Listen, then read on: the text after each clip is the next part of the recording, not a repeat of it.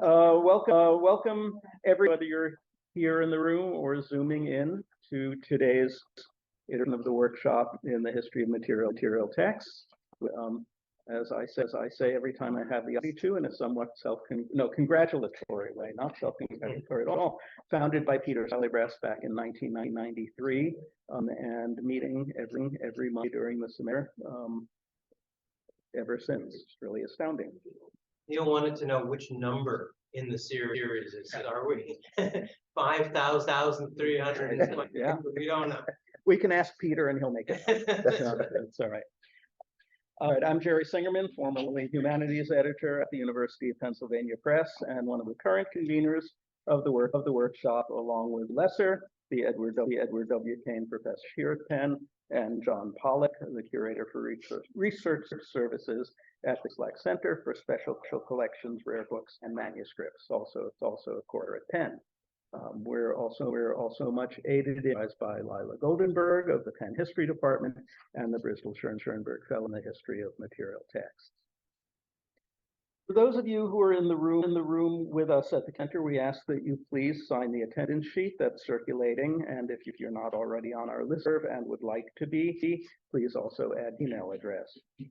Also, in consideration of our remote attendees, when the time for Q&A, I ask that you be sure to speak more loudly than you might think necessary, so it be picked up clearly by our less cutting-edge audio setup. For those of you who are joining us remotely, sure to mute yourselves during the talk, but please make yourselves known using the chat function. Also, if you're not on the listserv and would like to be, please do record your information. Lila will be curating the chat, and during the Q&A, we ask that you use the raise hand function. We may call upon you and hear from you directly. So it's my great pleasure this afternoon to introduce Neil Safier. As those of us who've been around long enough surely remember, Neil first arrived with the 2006-2007 cohort of postdoctoral fellows at Penn Humanities Forum, the predecessor to today's Wolf Humanities Center. He'd come to us from the University of Michigan, where, having completed his PhD in history at Johns Hopkins, he was a member of the Michigan Society of Fellows and then an assessor in the Department of History. While those of us who are in a position to have a collection of this may have largely stayed put in the years since, Neil was on the move. First to Vancouver, where from 2007 on, he was assistant then professor of history at the University of British Columbia, and then in 2013 to Providence, Rhode Island. I'd say that you kind of rolled upward to Providence as you had spent your fruitful undergraduate years at Brown.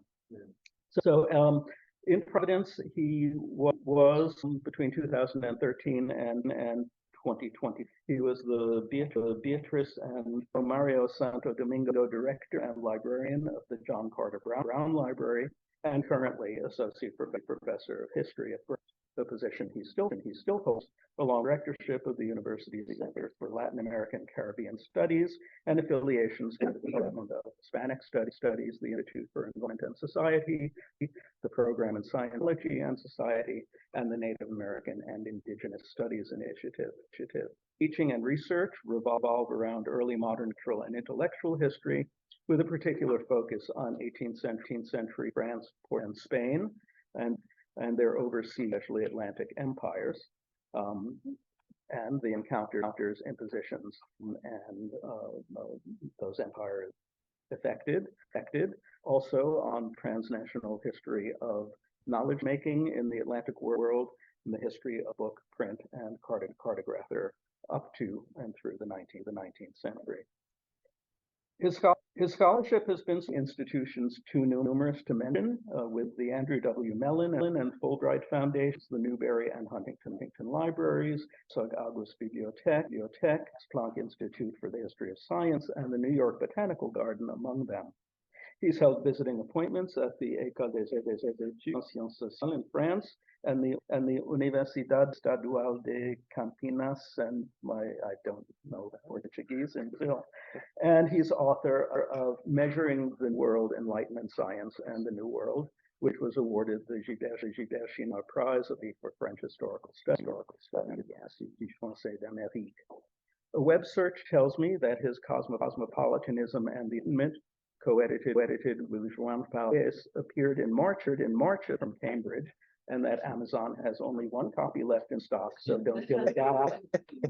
He's currently working on a book that connects in natural history with the sugar, indigo, coffee, and plantation cultures of the Caribbean, project from which I assume this talk derives. So please join me now in welcoming Safier presenting this evening on Sing the Plantation Library.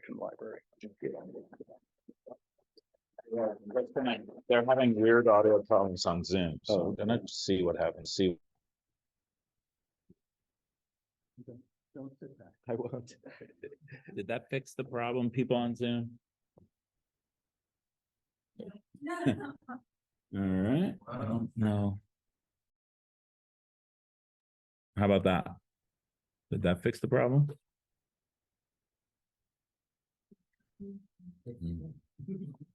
They're getting weird feedback on Zoom.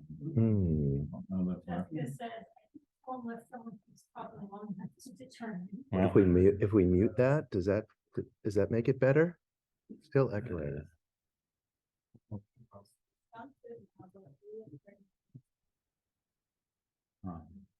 Sounds good now. Okay. Either Zach or Neil should mute. I'm muted. That's not even. You're unmuted. See how that goes. Try talking now. Hello. How is that now? Lila should mute Zach's feed for him.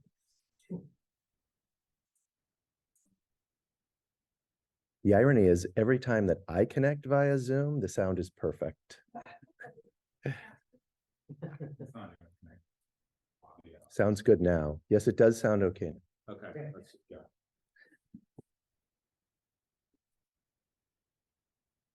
Well, all of you missed one of the most extraordinary introductions that I've ever received. So thank you, Jerry, for that. And thank you to all of you for being here this now evening.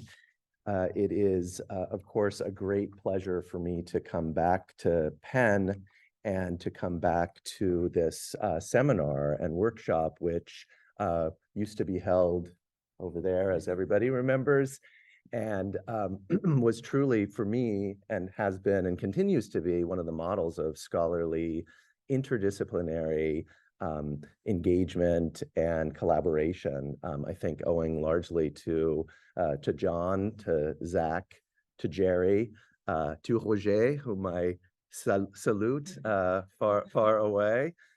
If you doze off, it will be okay. We know it's late. And to all of the amazing generations of scholars that have passed through the workshop, and especially, of course, to Peter, whose work and scholarly model has really been extraordinary for me, as well as to so many others. I am going to be talking today about a project that is very much, well, it's either in its initial stages or I've been working on it for about 15 years. In fact, both are in some ways true. And as a result, I think it's really important because I started developing some of these questions actually here in Philadelphia, as you'll have a chance to see. And I really look forward to having the opportunity with such a wonderfully robust turnout, and also for those in the audience whom I know who are working on fields that directly intersect with the kinds of questions that I'm going to be talking about. I really look forward to the questions and comments about what is, in fact, one of the most dynamic and intense areas of scholarly interest today, that is the plantation complex or in some corners, the Plantation Ocene, and its intersection and what I'm going to be talking about with print culture, the history of the book, and the history of science. Let me just share the screen here. Don't be afraid of the number of windows. I usually use this computer on a screen and it has a lot of different things going on. So I think that should work. Does that look okay? Great. So when we think about the connections between the library and the plantation, at least from my perspective, surprisingly few images come to mind.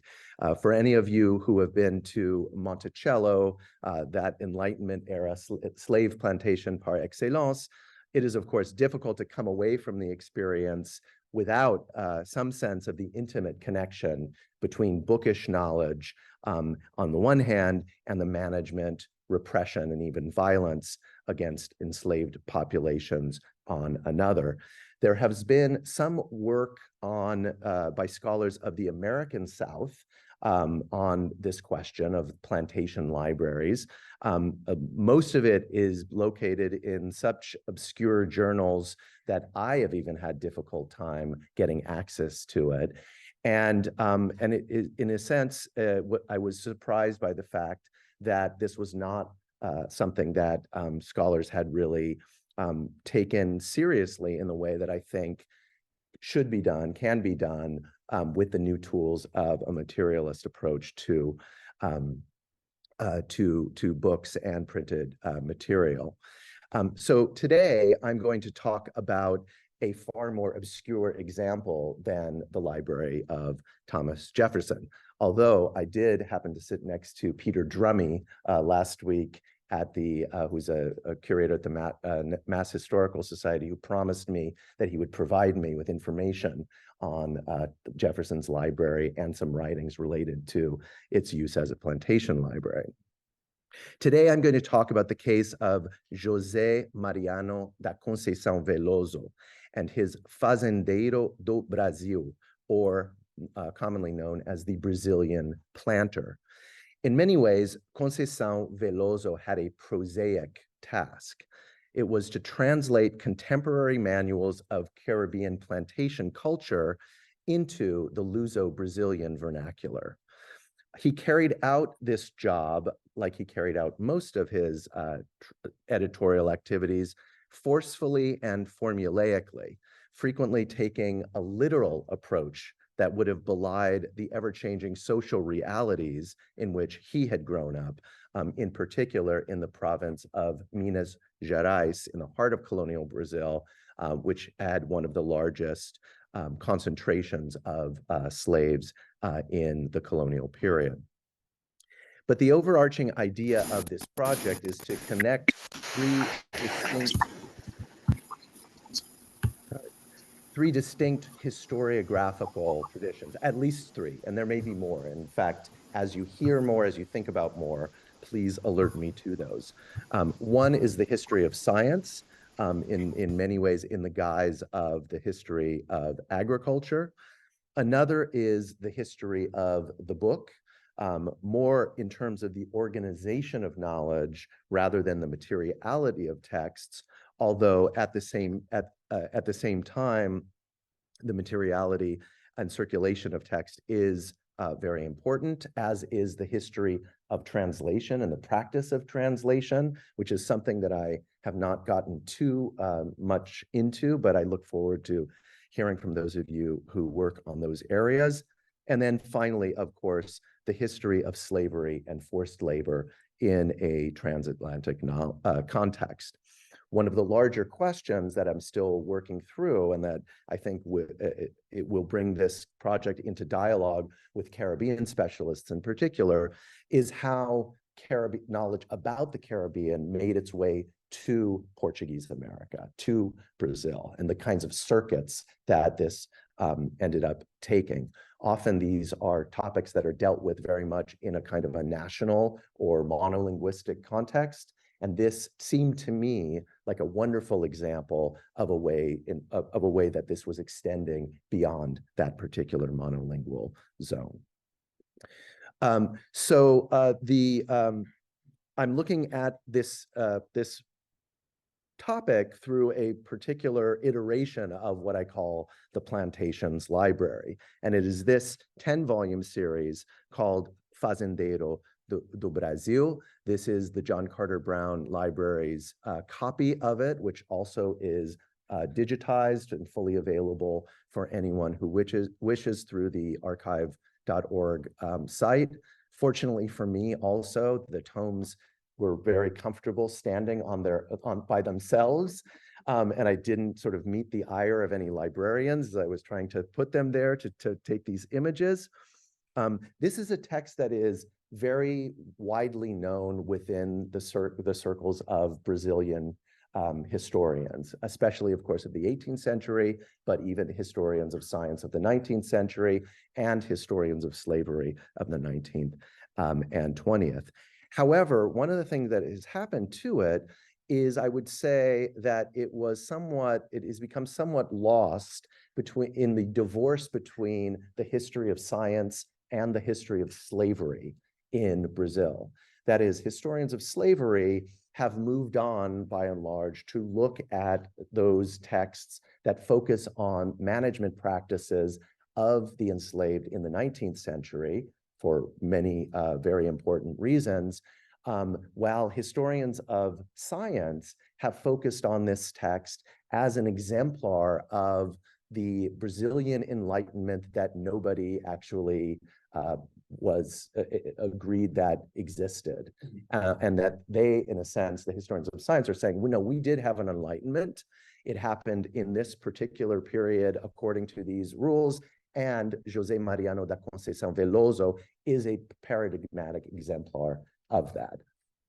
As a result, you have individuals who are trying to proclaim why Velozo himself is so important and so knowledgeable and really standing in the kind of long lines of other intellectual figures in the Iberian as well as non-Iberian worlds, and losing sight of the fact that he was also very much embedded within this world of slavery, of plantation life, and of the knowledge that was required in order to make that plantation life expand.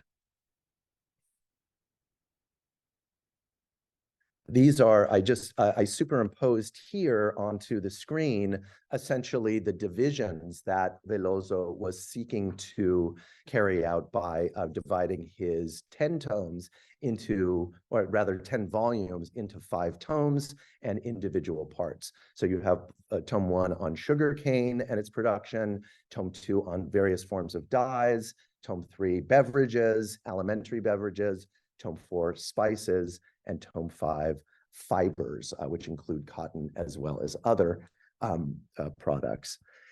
This is a kind of schematic diagram that I made of the Fazendeiro do Brasil. It took me way too long to do this, not in terms of actually doing it, but it took me far too many years since beginning the project to actually just sit down and write down what every particular text that Velozo used. And in fact, I haven't even finished, because you'll see that fibers, the only thing there is cotton, but there were actually a number of different authors that were within it. You can see that from this diagram, and there's lots more information, it's a somewhat dizzying composition, even though it is a narrow 10 volumes in octavo. You can see that it was published between 1798 and 1806, but not in any way in a kind of a linear fashion. You can see that at least 5 different publishers were involved in the production of this text.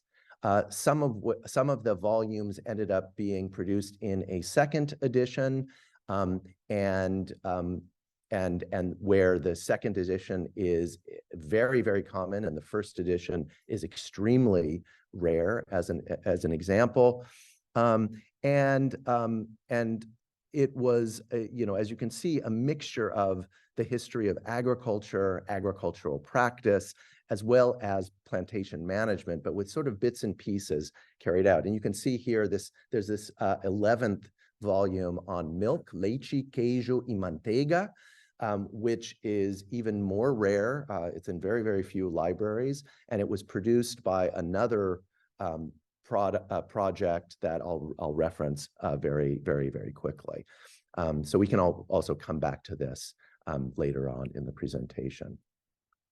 This is also just a kind of, in other presentations of this work, I sort of focused a lot more on the value and importance of the particular commodities that are being covered here. And I decided for these purposes, I would just sort of throw them all up there. I didn't want to get rid of this because 18th century texts tend to be fairly colorless. And this is a really nice way. So if you ever sort of find the visual presentation monotonous, please think back to these extraordinary images, including on the upper right-hand corner, the urucum dye, which is a native Brazilian dye. It's, I believe, anato, cloves, cochineal in the lower right, cacao, coffee, cotton in the middle, and of course, sugar cane, which was the first of the products that are addressed. So the concept of the Plantationocene, which I'm sure many of you have not only heard of, but are at this point quite tired of, has been used by scholars to describe what one scholar called the devastating transformation of diverse kinds of human-tended farms, pastures, and forests into extractive and enclosed plantations, relying on slave labor and other forms of exploited, alienated, and usually spatially transported labor. That was Donna Haraway. Likewise, Judith Carney has written that, quote, colonial era plantations so radically shaped and altered landscapes that they can be said to epitomize a global epoch that is still dominated by their land use legacies.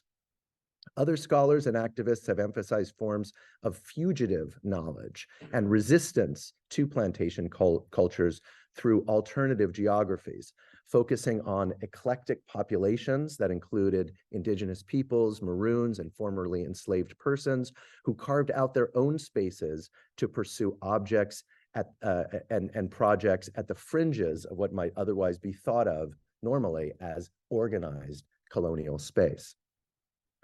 So the world of print culture in particular, that is the sustained practice of transforming sociocultural knowledge into bookish form, often for a European audience, seems to have embodied a somewhat rigid and formulaic character in this context. In the context of late 18th century Brazil, agro-industrial interests allied themselves with what I've called Plantationocene thinking, calling for treatises to be translated into Portuguese from other languages and other geographies that attempted to extend the multiple strands of commodity production.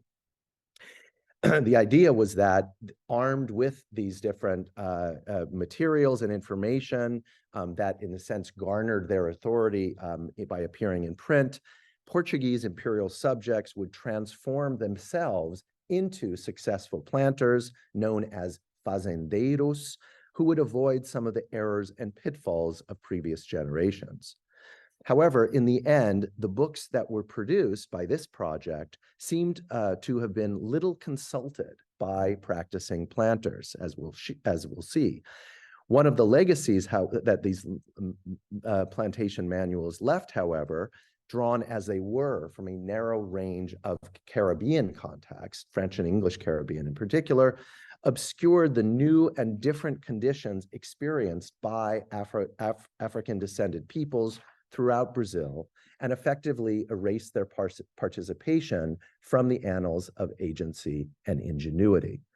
What I attempt to argue here in a very, very provisional way is that the representation of these enslaved bodies and the practices of coerced labor within these translated instructional manuals participated in the perpetuation and expansion of systems of coercion and oppression, and constituted an ideologically and economically charged practice within and across colonial settings. That is, the books that these books were brought out to support these larger practices, even while in some instances they sought editorially to exclude the practices that they were, in a sense, supporting.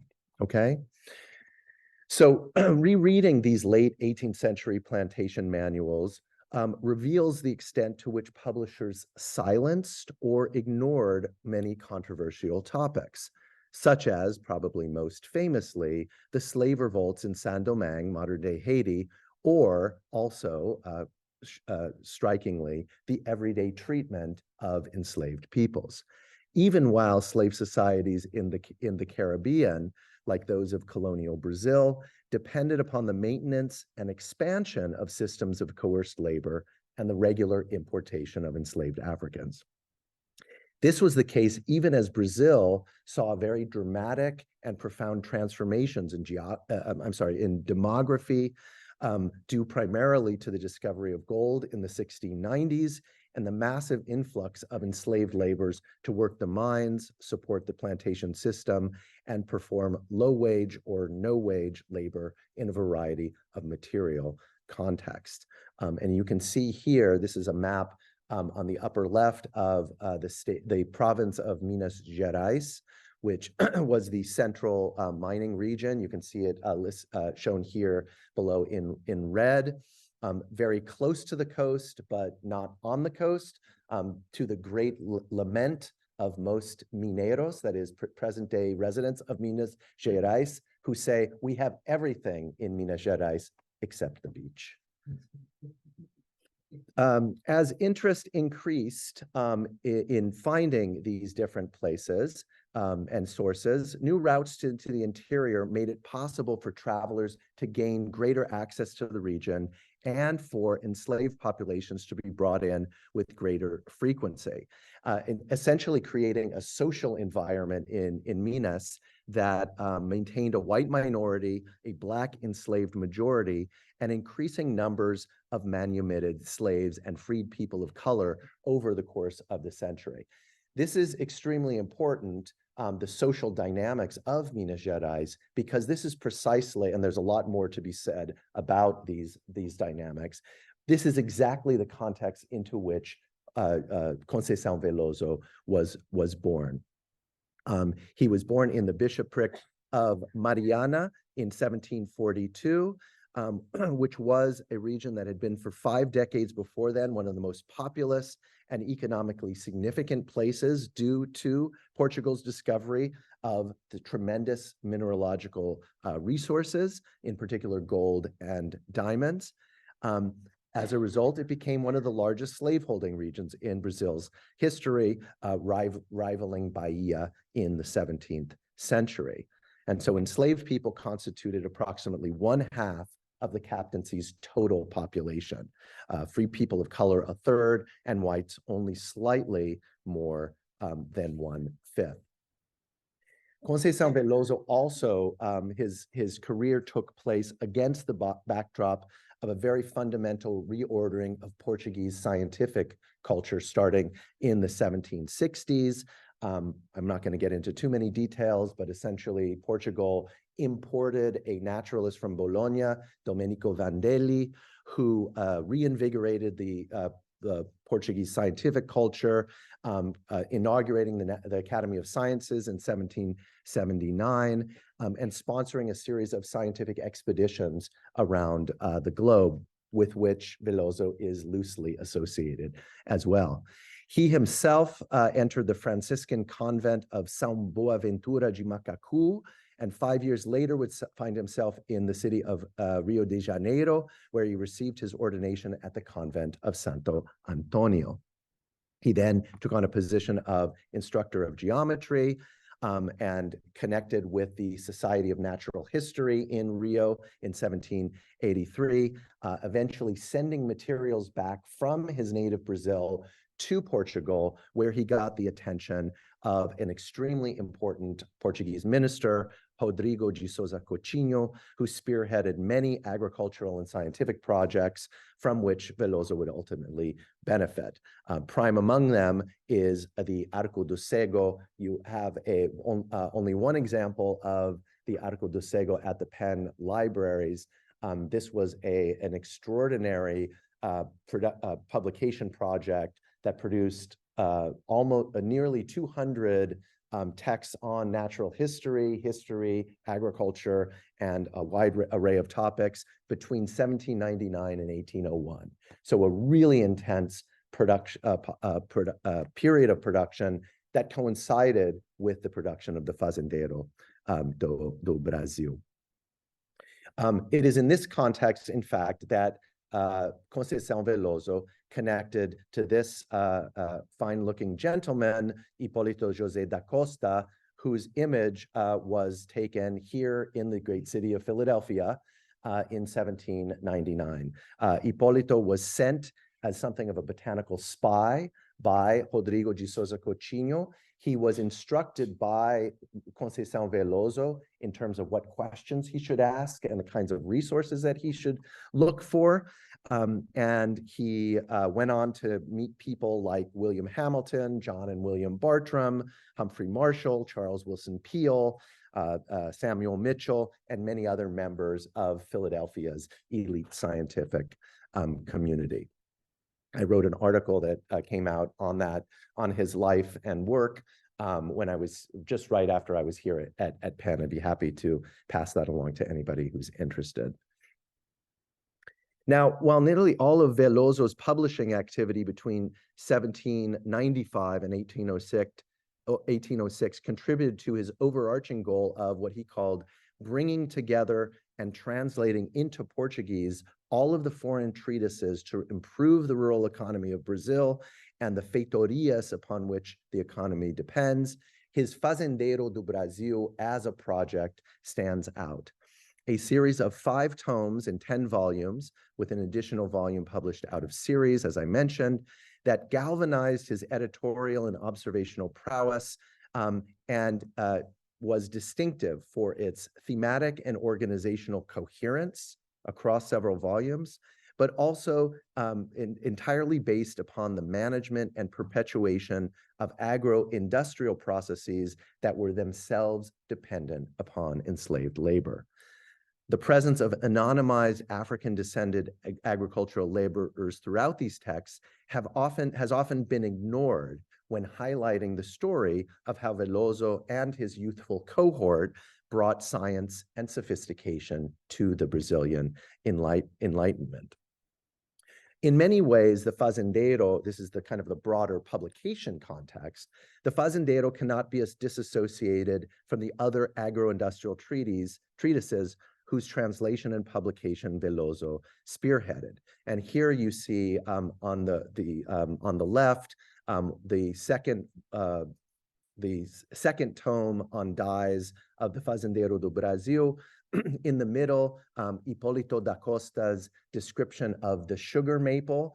Hipólito had this really interesting idea that if sugar maple could be produced in the Portuguese colonies, then they would alleviate the need to import slaves into the Americas. Didn't illustrate a particularly good sense on his part of where the sugar maple could actually grow or how it could be productive.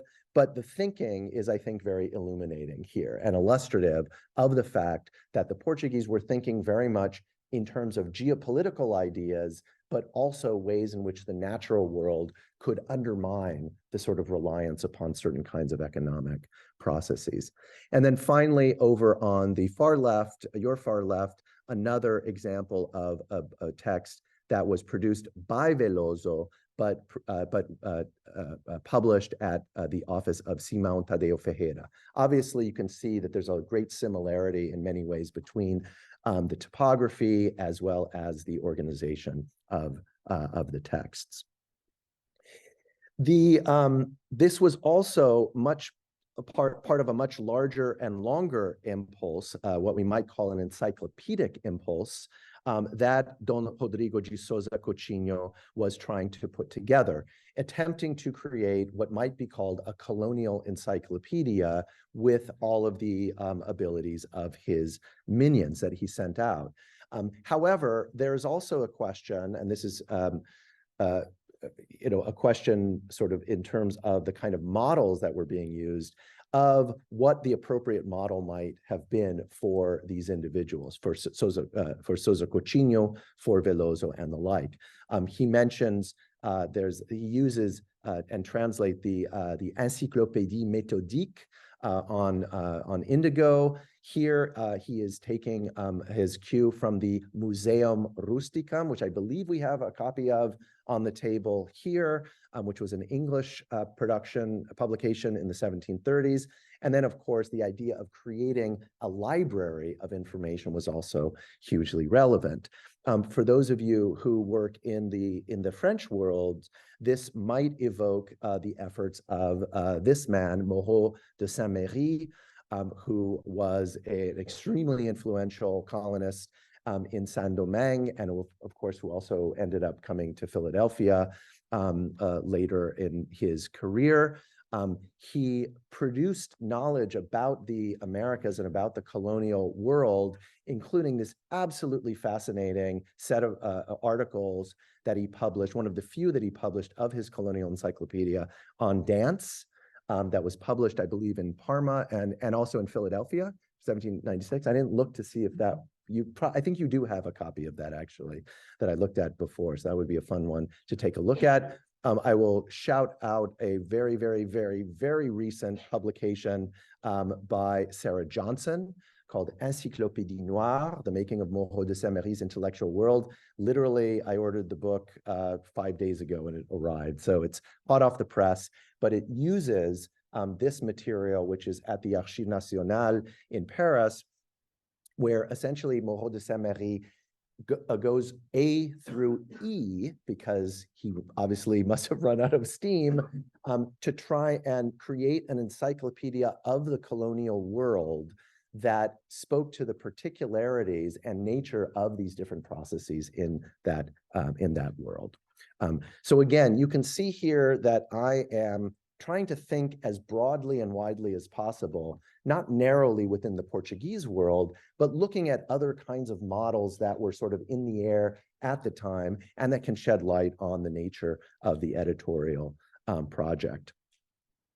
This is also, as you can see, the Fazendeiro do Brasil and the images that were produced of it, like this one of indigo production, who are very heavily indebted not only to French and English Caribbean manuals and treatises, but also to the encyclopédie itself.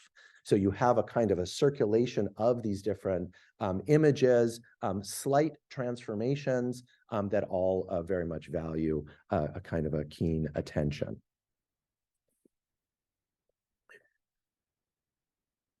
I'm not going to talk a lot about the broader context of plantation manuals, but to say that I believe that John and Lynn have pulled out some of the pretty extraordinary collection of agricultural manuals from the 16th century, which is the origin of the kind of work that this ends up becoming in the 18th. Things like Charles Etienne's L'Agriculture et Maison Rustique from 1504, which was very quickly translated into English as The Country Farm. Olivier de Serres' Théâtre d'Agriculture from 1600, as well as later texts like which you don't have here, Préfontaine's Maison Rustique, which was about the plantation culture in Cayenne, in French Guiana. These texts grew out of an encyclopedic impulse to capture new forms of knowledge for the cultivation and treatment of rustic populations, and drew on the experience of European cultivators who were rapidly adjusting their well-worn European practices to new environments across the Atlantic. And one of the issues that I'm trying to address here is that kind of disconnect, if you will, between the bookish practice of translating sort of directly, and almost as if there's a kind of a missing link, which is the actual practice of what is taking place on the ground, and this kind of circuit of a loop in order to create a new model that takes into consideration these aspects. So now I want to focus in more detail on one of the sections that Velozo uses in his Fazendeiro do Brasil. So he presented the first translated section in Tome 1, Part 1, which was an excerpt from this text, which is also on the table, Brian Edwards' History, Civil and Commercial of the British Colonies in the West Indies. For those of you who don't know, Edwards was a British-born planter who grew up largely in Jamaica, later served as a member of Parliament, and is considered by many to be a so-called moderate on what we might call the odiousness scale of planter colonists, which meant that he was keenly aware of the value of the Sugar Islands to the British Empire, and as a result, saw fit to disagree with the eventual abolition of the slave trade. Instead, he asked himself whether partially and suddenly to abolish the existence of the commerce, i.e. the slave trade, would not be productive of real disadvantages, in place of effecting the end desired by those who are eager for such strong and speedy measures.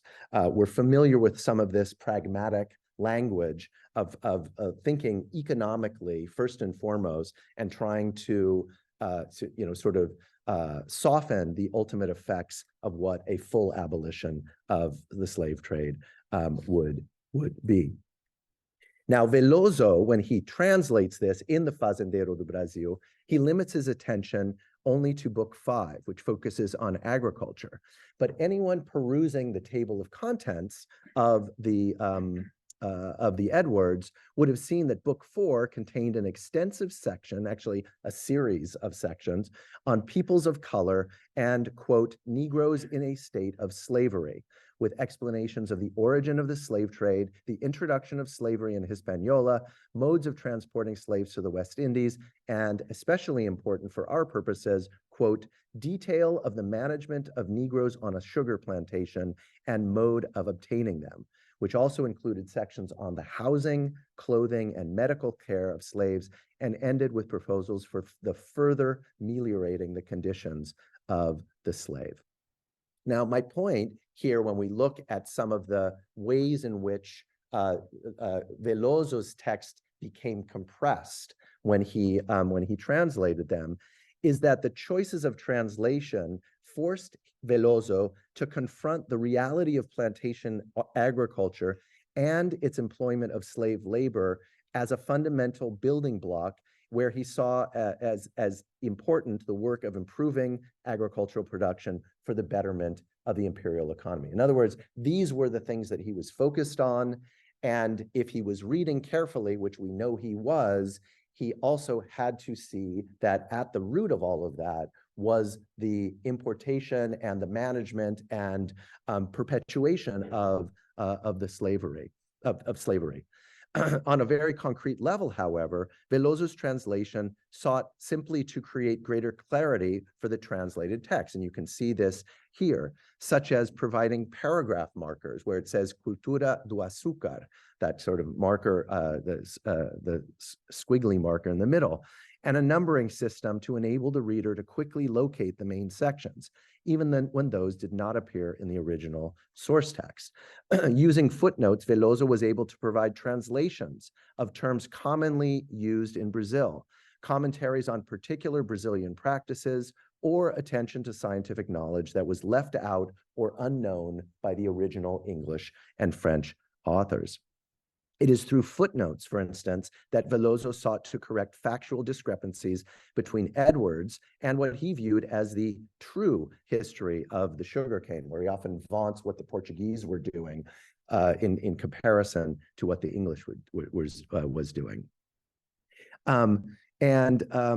But while the use of footnotes and other editorial apparatus is significant, especially in understanding how these texts were transformed for the Portuguese audience, the most significant question was how these agro-industrial treatises reproduced systems of production that perpetuated forms of labor requiring the enslavement of African-descended populations.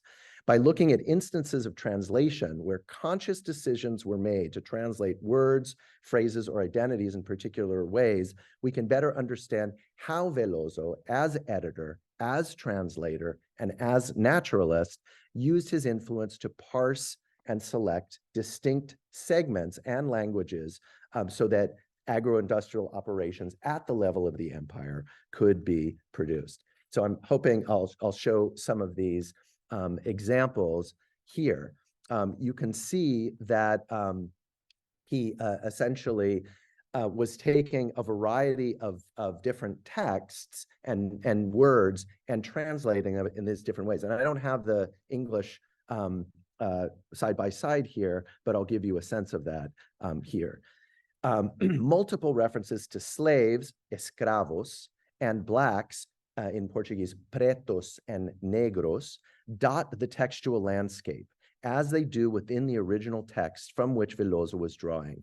When comparing these three different forms that are most often used to describe enslaved peoples in these texts, it's important to make a distinction between the language originally utilized by the English language authors and that which Velozo used of his own volition. In English, Edwards most frequently uses the term Negro when referencing African-descended slaves, and black and mulatto when referring to African-descended freed persons of color. Edwards explains in some detail the various degrees of those of mixed complexion, which he refers to as people of color. And there's a whole kind of hierarchy that he gets into that has been an object of a lot of really important work of late.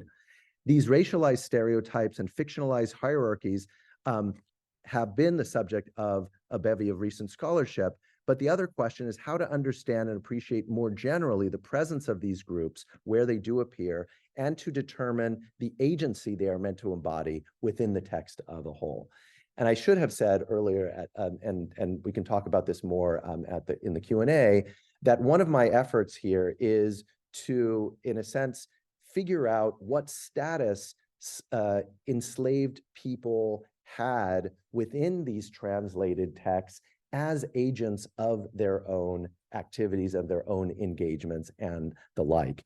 And this is very much inspired by, and I hope at some point in dialogue with, the work of people like Jennifer Morgan, Marisa Fuentes, and others who are trying to reread texts and reread archives as a way of getting at the agency of individuals that have otherwise been excluded. Here we see these, these enslaved peoples that appear on the page, but they appear in this kind of literal-minded way in an attempt to sort of translate them into existence, but without necessarily giving them a very clear idea of what was actually to be done or doing. So, and as I mentioned before, Velozo doesn't mention much about the history and mechanics of the trade.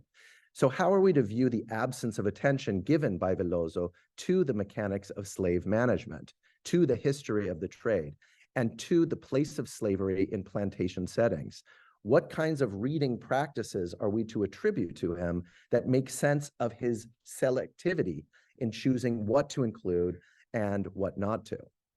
It's clear from the scattered references to slaves and blacks that despite Velozo's choice to avoid translating those portions of Edwards' text, he nonetheless followed the logic of that text, replete with enslaved labor, and was well aware of the presence of these people in the plantation model. There is an example that he refers to related to plantation infrastructure, for instance. So in other words, he's excluding this kind of treatise section, but then in other sections, he's actually including the actual management because he's following this this letter, sort of to the T.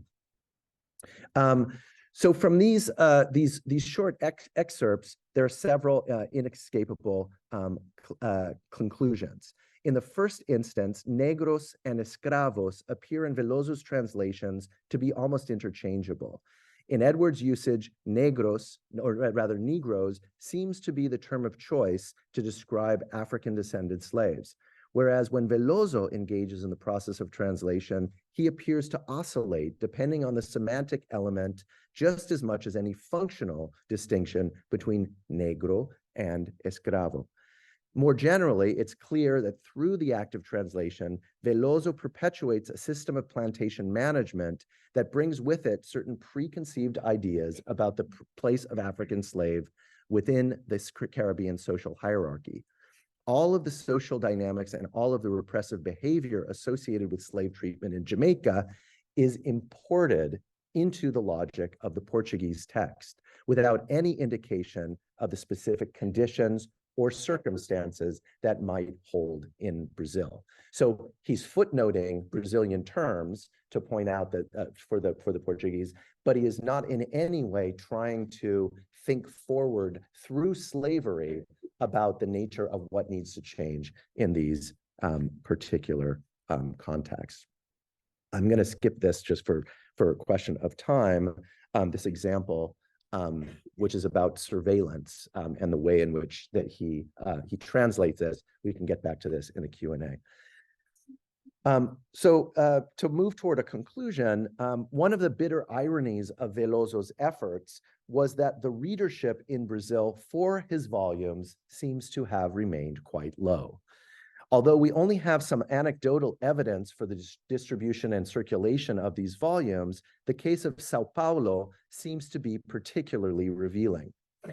In a series of letters between Secretary of State Dom Rodrigo de Souza Coutinho and the governor of the captaincy of Sao Paulo between 1797 and 1802, Antonio Manuel de Melo Castro y Mendonça, it becomes clear that the recommended sale of books that Souza Coutinho had sent to Brazil had not proceeded according to plan. And I quote, by this notice of 3rd April 1798, it was suggested to me that I sell some tomes of the Fazendeiro do Brasil, which deal with the culture of sugar production. These books have not had the circulation that they deserve, and which I promised when I received them, he wrote apologetically. This may be because the work to prepare the sugar liquid in the hills, is so easy that any newly arrived black, negro novo, can become a master without losing a single container of juice. End of quote. Apparently, Melo Castro had learned that sugarcane grown in the hills and cane grown near the coast had distinctive properties, and therefore he could not, quote, order them to use the general method from preparing the sugarcane in a way that would satisfy his majesty. Melo Castro went on to emphasize how excellent it will be, quote, when things are taken to their true state of solidity, connecting all of these processes with an enlightened theory. Mimicking the language used by Velozo in aspiring to apply high theory to the fundamental questions of plantation agriculture in Brazil, Melo Castro nonetheless recognized that the project had not functioned in the way that it was meant. Later on, Melo Castro writes that, quote, at present, the crate marked with the letter C, which carries the said books, has not yet arrived in this city. Once the books did arrive, however, Melo Castro complained that, quote, in this captaincy, there is such an absence of buyers due to the negligence and carelessness there has been in cultivating the arts and sciences, so that there is no one who has deigned to purchase a single book. He went on to say that most of the books that were in circulation had been given away simply by Melo Castro, and he encouraged Souza Coutinho to stop sending more books until he could provide a more basic level of education and literacy to the different social classes of Brazil. Not such an easy thing. Add to this catastrophic situation another letter indicating that several of the crates containing books that had been sent to Brazil had been lost along the way and could not be identified. Among the books that remained in Melo Castro's possession, that is unsold, were 37 volumes of Tome 1, Part 1 of the Fazendeiro do Brasil, along with 44 volumes of Tome 1, Part 2, and many other guides on how to cultivate potatoes, hemp, Indian cinnamon, saltpeter, and other saleable commodities. So I think an approach to the study of plantation cultures through book history has to draw attention to these failed circuits of information. We talked about failure as well as success that reigned amongst a largely illiterate, fairly uneducated European ruling class that refused to read and, most importantly, refused to buy tomes and treatises that were prescribed kind of like medicine sent from a distant pharmacy. There were other historical events, and by the way, this is one of the very few lists of books that were sent across to Brazil that were from Rio that include some of the volumes of the Fazendeiro do Brasil, among others. Other historical events in the Fazendeiro do Brasil appear at the margins, as was the case with the lone description of the events surrounding the Haitian Revolution. Most of the texts that Velozo translates and cites were produced prior to the cataclysmic events of 1791, and therefore do not include references to slave revolts or the potential for large-scale uprisings within the plantation system. However, in the preface to Tome 3, Part 1 of Nutritional Beverages, Bebidas Alimentosas, Velozo made reference to the 3 European nations that made the greatest effort in cultivating the coffee plant, and went on to describe the statistics of how many thousands of pounds of coffee had been produced by equally sizable number of slaves. In this context, Velozo refers to the, quote, rebellion of the slaves that had occurred in the final decade of this century, and because of which all of the colonies that cultivated coffee had been troubled or perturbados by the disastrous war that ensued.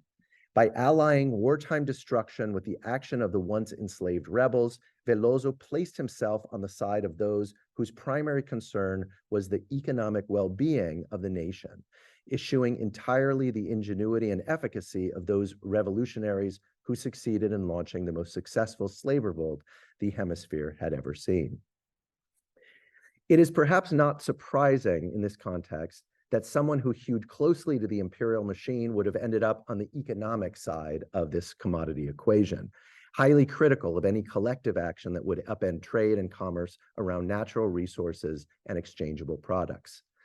But the editorial project undertaken by Velozo at the dawn of the modern era also connects, if obliquely, to the modern-day notion of the commodity frontier, which has recently been defined as, quote, processes and sites of the incorporation of resources, which include land, energy, raw materials, knowledge, and labor. The dramatic acceleration of these movements into distinctive ecosystems for a rapidly urbanizing and industrializing global economy may be far more familiar to 21st century observers than those studying the colonial period. But the roots of these extractive processes that have been crucial drivers of capitalism's expansion clearly extend back to a time where planters, projectors, and planners were attempting to increase the spaces in which commodities could thrive and develop. This was Velozo's plan for Brazil's segment of the Black Atlantic, even if it was awkwardly executed. According to these authors of the commodity frontiers, it was not magic that turned dense forests into cane-producing plantations at awe-inspiring speed, but enslaved workers and capital-rich merchants and planters. And we have seen how information about how to increase productivity in the sugar-producing plantations and other commodity frontiers sought new contexts in which to thrive.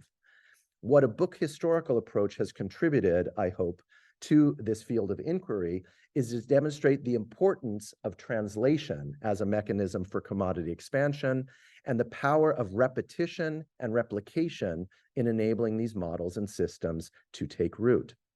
For our own purposes, in conclusion, it's important to understand that the ideas of words being transportable or translatable and their mutability across languages required a theoretical as well as a practical orientation in order to be put to use.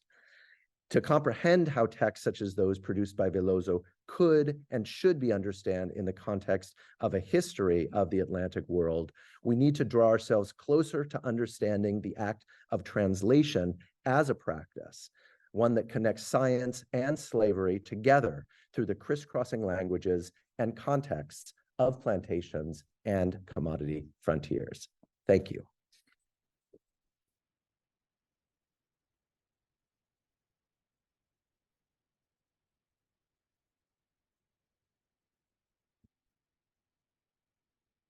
Thank you so much, Neil. Much new material to many of us and much to think about. Floor is open. Is that it? Put the speaker back in and then we'll. But where do? Oh, yeah.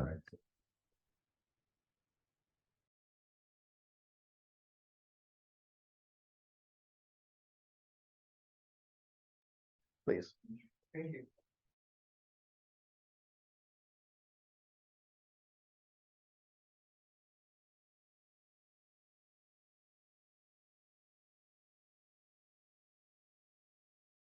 Sorry.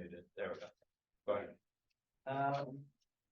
Yeah, well, the first question is related with the sources of the book itself, because for me, this encyclopedic project is gathering books. I'm wondering if it also possess multiple were those books, because it is very similar to me to that happened, I think, at the same time period with Utilitarian by Machado, Velozo Machado.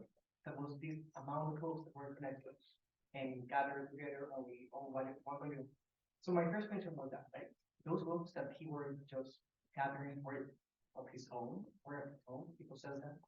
And among those books, did you find any Brazilian sources? Because in certain way, this book seems like more like an armchair reader that was thinking about the world in his own scriptorial, but not going outside. So I would like to know if you found any kind of books that were created in Brazil itself that would tell us more about the knowledge of the plantation in Brazil. And connected with that question, just with something that you announced, the possibility of engage with knowledge by African descendants, African themselves, or indigenous in plantation in Brazil. Those are Yeah, thank you. That's certainly, that's plenty to last us at least until 7. No, those are excellent questions. I'd be very happy to speak with you in more detail afterwards as well. Velozo did have a library. We don't know exactly what volumes it had, although he was living with Don Rodrigo de Souza Coutinho at a certain point in time. In the neighborhood, at one point he was living in the Arco do Cego neighborhood, which is why it's called Arco do Cego. But he had access to a lot of European texts and manuals.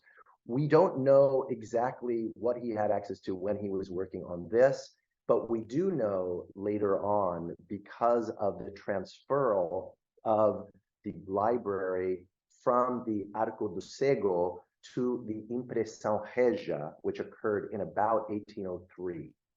And so there is a listing that has been published, and I can show you where it's been published, of all of the books that ended up in that particular library. Now, we don't know, again, it may have anyway, it's 1803 or 1807, I can't remember offhand. But it's a much, much more expansive library than simply the kinds of texts that he was using for these. And in fact, some of these texts were not in there at all. So I have not gone tone by tone through that, because it would take a tremendous amount of time to look at each one and to try and understand the sources. What I have done at a basic level is to go through all of the sources that he explicitly cites for the Fazendeiro in each tome. And then at the back, there is a kind of table of contents where he enumerates all. Within those, there are Brazilian sources, but they're not Brazilian print sources because printing arrived in Brazil in 2007. So then a couple of ephemeral presses that were there beforehand, but they weren't publishing anything that Velozo would use. So these were manuscript sources that were about sugar production, and a couple of other about urupu, the natto plant that I was showing. I have not did the manuscripts, the actual manuscript that he used. I don't know if they exist.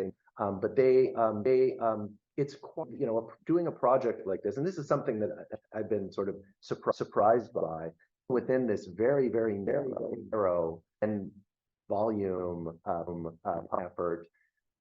The kind of ramification are really extreme, and that is I didn't emphasize a lot here that another problem of this project is whether one can kind of legitimately Fazendeiro do Brasil from all of these other texts that were being produced at the time as well, because in many ways they were part of the same effort. So anyway, that's an open question. In terms of the knowledge of African and indigenous groups, very, very, very little of is emerging from these texts. He is, again, first of all, he's doing a literal translation of the text, and is that better? Yeah. Okay. What was I going to say? No, that's okay. These are literal translations of text which they themselves do not have a particularly rich substrate of materials. Certainly not indigenous, but more so in terms of the African participation. But again, these are even trying to find the kind of techniques that are not part of a European idiom of how plantation should be run is extremely difficult in these very, very tightly bound texts. Davida? Thank you. A very fascinating talk. I'm wondering if there's any documentation of planning for the project as a whole. Was he trying to be comprehensive about these topics? Did he imagine 10 volumes early?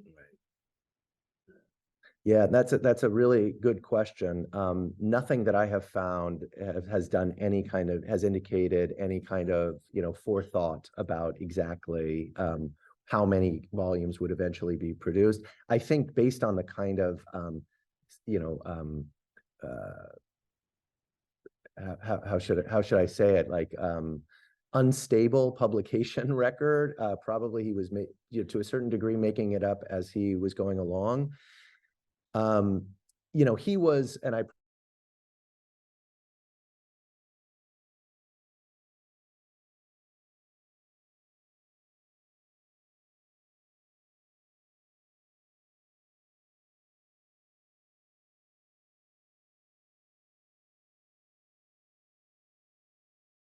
tirelessly in producing texts. And I think that this was not particularly well thought through which texts were needed, where they were needed, why they were needed. Velozo himself is interesting because, of course, he did spend 40 to 50 years, about 40 years of his life in Brazil.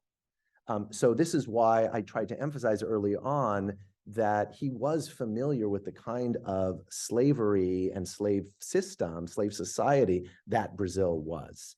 And he was deeply knowledgeable about the botany of Brazil because he eventually, posthumously, there was a published, the text that he's most known for is called the Flora Fluminensis, which is an entire sort of botanical system of southeastern Brazil.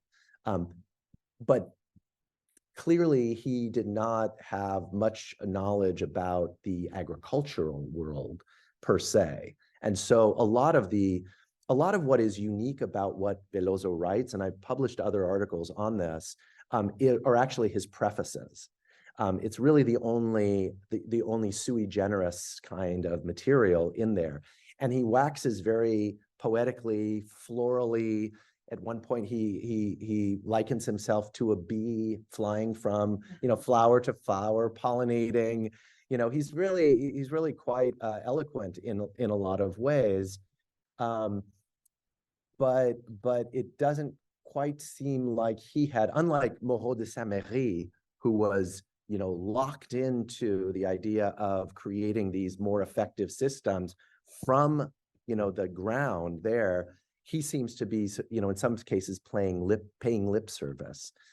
The only thing that we do have records of are some of the, and this is, I always kind of think about Robert Darnton's Business of Enlightenment, and try to summon the spirit of that book and those archival discoveries. There are in Lisbon some archival materials related to the day-to-day payments of some of the individuals who were part of this much larger effort, because there was a lot of engraving, there was a lot of design, there was paper, there was ink, but very, very little that I have been able to squeeze out from that in terms of more interesting, I think, interpretive possibilities. I have, I think, a cluster of questions that maybe come together. I mean, you asserted at the beginning of the talk, I believe, that there was a Brazilian Enlightenment. At the end of the talk, you displayed that there was no audience for these books, and you said that the Brazilian potential readers were largely uneducated and disinterested. So I'm just wondering if you can talk a bit about an enlightenment that seems to be placed without a broader Enlightenment culture. And I'm also wondering about the publications themselves, which, as you say, are being produced in Lisbon. I'm wondering, one thing is if it has such a rocky sort of multi-publisher history, what is the business behind it? That all 10 volumes do get published, but hopping from publishers to publishers. So do we know anything about the economics of the publication? And finally, I mean, do we know about the audience for the books not in Brazil, but in Portugal, so the continent? Is the audience primarily Brazilian planters, or is the audience primarily the readers in Portugal, at the center of the empire? Yeah, those are great interconnected questions. I would say, in the first instance, the Brazilian first of all, anybody who studies the history of the Portuguese Empire, one of the first thing that is, kind of one of the, what makes the machinery run is the fact that people who, the sort of high-ranking officials within the empire end up in Lisbon or Coimbra for their education, and then end up cycling through various parts of the empire. So the person that I mentioned who was in Sao Paulo later ends up being in Angola, five years later. Hockey probably has read a lot of his materials. And so there's a kind of there's an allegiance to the Portuguese Empire as such, that works against the same kinds of Creole identities that exist in Spanish America. It's a fairly reduced, that number of elites is a fairly reduced number. Many of them are part of these kind of nascent academic cultures. There are local academies, especially in Bahia, for instance, in the 18th century, and toward the end of this period, there is readership in places like Rio, and obviously that changes entirely in 1807 when the royal family comes to Brazil. So you know, whether or not, I mean, those people probably would be the ones who might want to actually read these individual texts, although many of them were involved in the production of these texts. And, you know, you take the Biblioteca Histórica de Portugal, which is here on the table, and you think to yourself, well, this was produced in Lisbon, but probably not for a Portuguese audience. Presumably, they would have much better access to kind of Portuguese materials. Although, again, as part of the Enlightenment, as part of this like much easier access to printed materials, these smaller size texts might be able to circulate more. So, you know, I think one of the frustrations of working with this particular set of materials, and like I said, there have been a lot of people who've worked on these materials. There doesn't seem to be enough material in terms of the receiving end to really know. You know, I would love to find some annotations in one of these books. I have seen hardly any in any of the times that I've looked at all of these materials. Maybe a correction of a name or something like that. Obviously, I would love to find some with dirt on them, you know, or with smudges of this dye, you know, or indigo. You know, most of them are extraordinarily, you know, pristine. Are the surviving copies primarily in Brazil or primarily in Portuguese libraries? That's a good question. I would say the highest concentration is in the National Library in Portugal. The John Carter Brown Library has a fair collection of those related to the Americas. I bought a lot of them, or at least some of them. And they're scattered around, you know, here and there. I understand also, but one of the things that I need to do is to go visit some more of the provincial libraries of Brazil to see if I could find some of the like less, you know, less obvious places that they might be held. Yeah, final question. I don't mean to hog this, but I mean, are there in the US we can visit, you know, plantation houses that are museums? You mentioned Monticello. So are there plantations to be visited in Brazil? Are there libraries there? Are these books in those plantation libraries or not? Hockey? No. Not. Yeah, I know. I have never been to a plantation museum in Brazil. I have been to a kind of a rubber plantation in the Amazon region. The libraries, I don't think that there are libraries there. Not that I have, you know, ever been made aware of. There are, you know, there are of course private libraries, but it's very hard. There are very few, unlike Spanish America, it's very hard. There are very few libraries from the colonial period that one can reconstruct with. I think there may be a couple in Minas Gerais that are sort of the iconic libraries that people look to. Usually they're looking in terms of political movements. So I think another aspect of this work that is important is trying to find out precisely to get at that Enlightenment question. It's not just about the political, it's not just about those places where there were rebellions. It's also about understanding the relationship between systems of local knowledge and how that local knowledge was acquired, how it went into different kinds of circuits, and eventually how it connected with other sort of knowledge networks.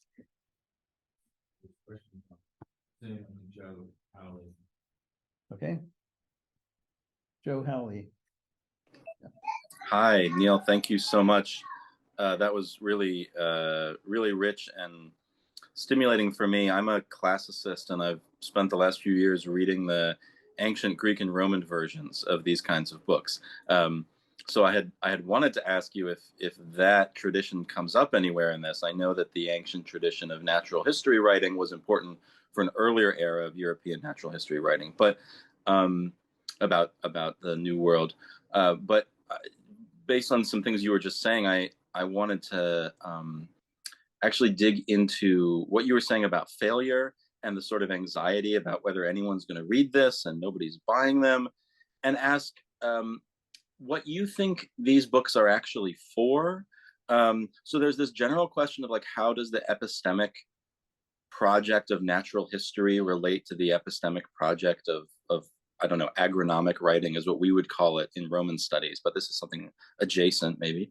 But in the kind of fullest expression of this tradition we get from the Roman Empire, who's the writer Columella, is this like 12-volume detailed account of every single thing on the plantation, all the plants and animals, a detailed account of managing enslaved workers, and a very clear framing rhetoric that says, this is part of the big tradition of classical literature. You know, he goes back to Xenophon and Aristotle, and he says, this farming manual is a real book.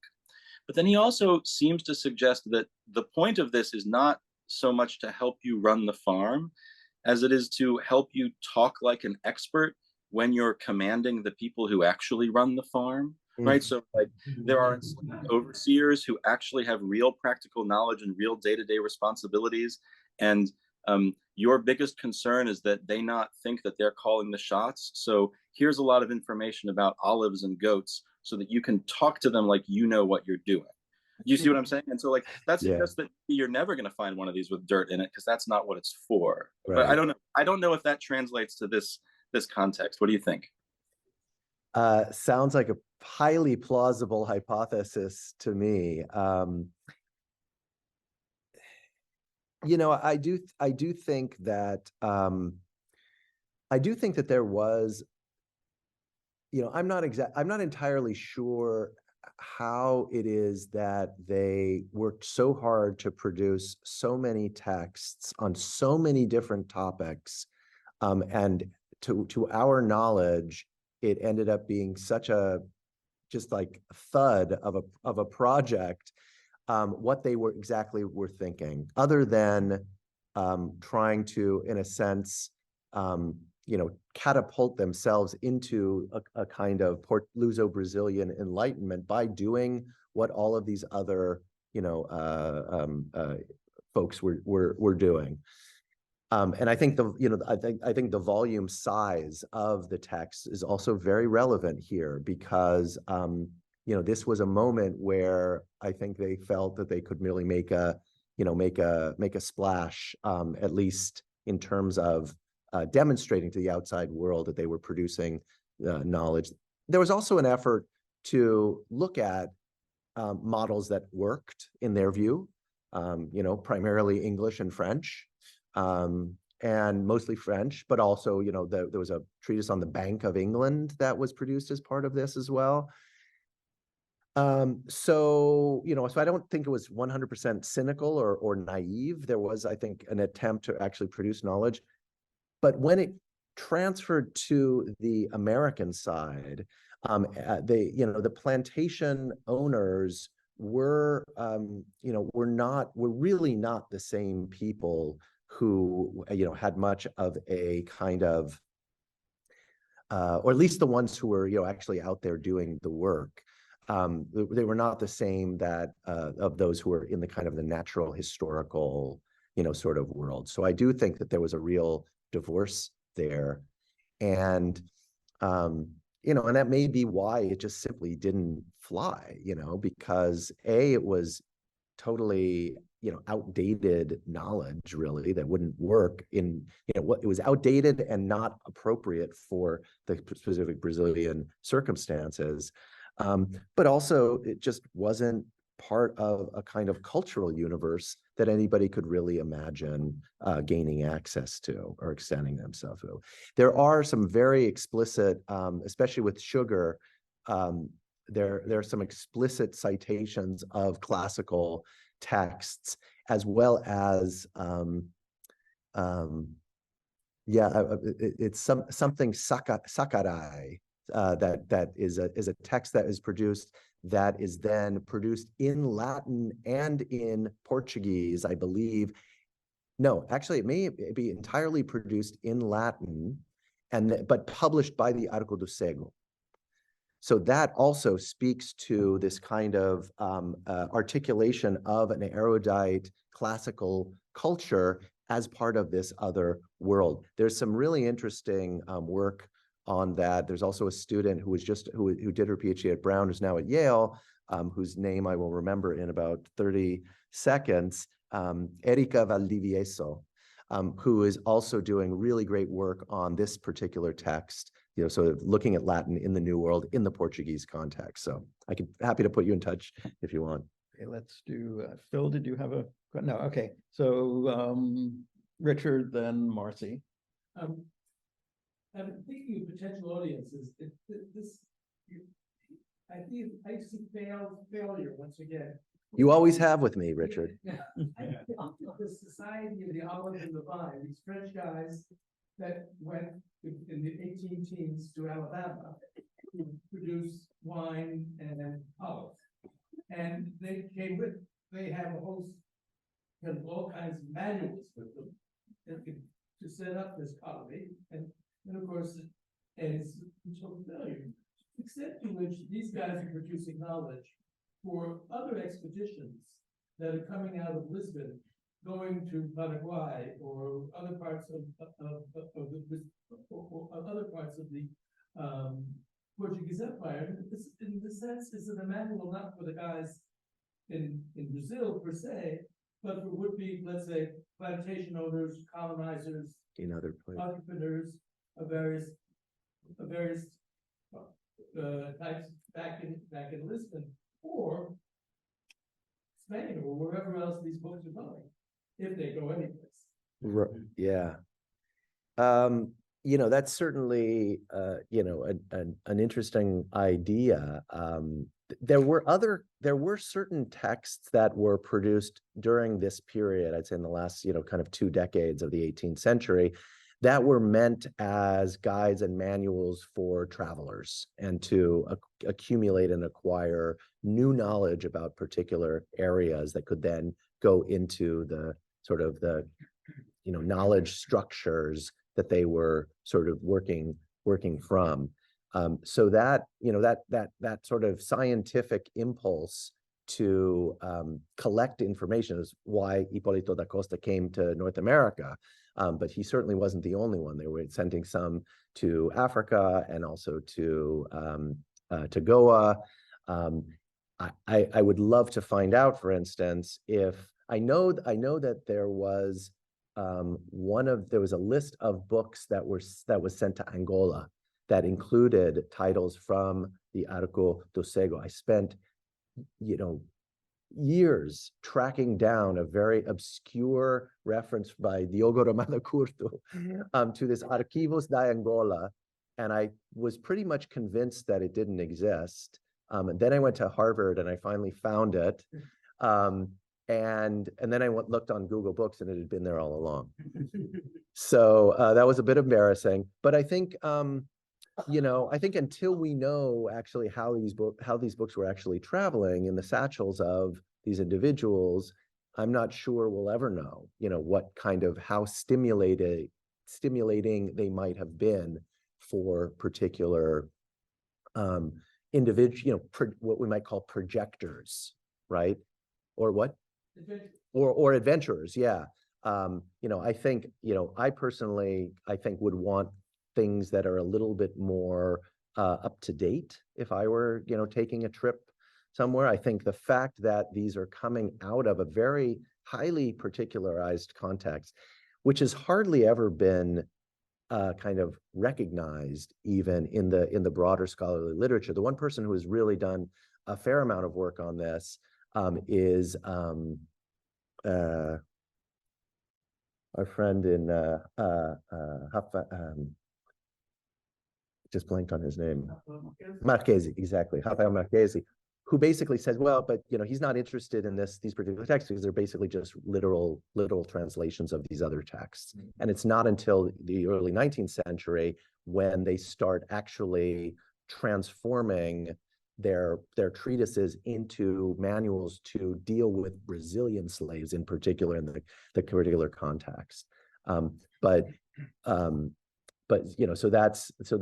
otherwise these books just don't, they're just sort of like, well, whatever, they're kind of a hiccup And then they're sort of passed over. I know Marcy has had her hand up for a long time. Yeah, Hi, Marcy.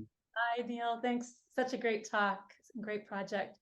I'm wondering, well, I'm thinking about your project in the context of this sort of longue durée of natural history in the Americas and extractivist projects, and thinking about someone like Oviedo and his works in the early 16th century. And so it makes me wonder a little bit about the plantation, I can't say that word, the Plantationocene, as this sort of temporal frame, given earlier forms of extractivism that were so intermingled with natural history. So I'd just be interested to know how you see your object of study in relationship to these earlier projects, and also if there is some kind of intertextuality with that, if there's still resonance from the, you know, the 16th, 17th century works as well. Right.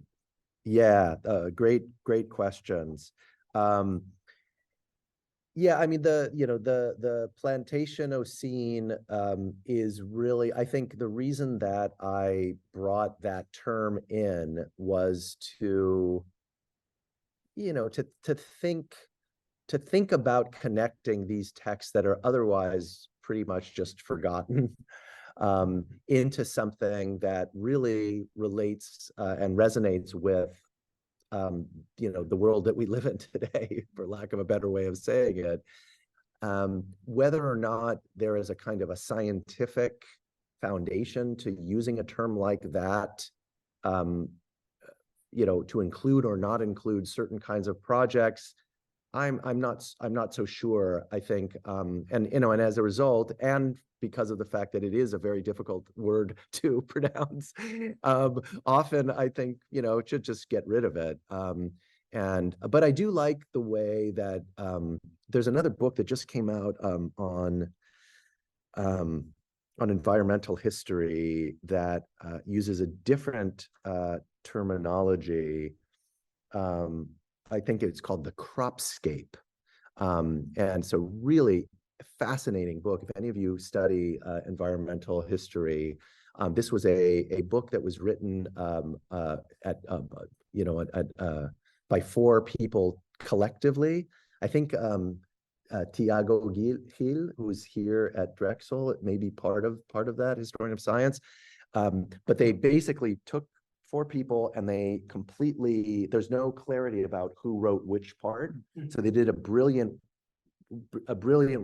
job of sort of combining it. And anyway, that's another option, you know, and to sort of think about these things.